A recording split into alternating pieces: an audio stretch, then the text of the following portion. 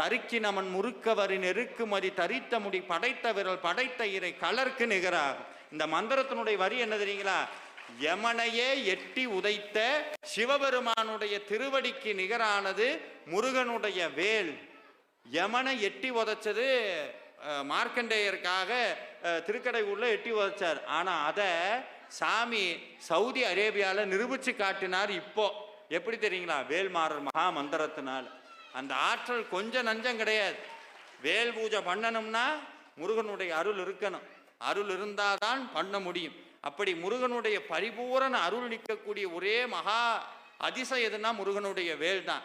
நீங்க நிறைய இதெல்லாம் பார்த்தீங்கன்னா சொல்லுவாங்க, முருகன் இல்லாம வேலை வச்சு பூஜை பண்ணலாம், ஆனா வேல் இல்லாம முருகனை பூஜை பண்ணக்கூடாது. ஏன்னா அந்த வேலானது சிவ சக்தி குக ஸ்வரூபம்.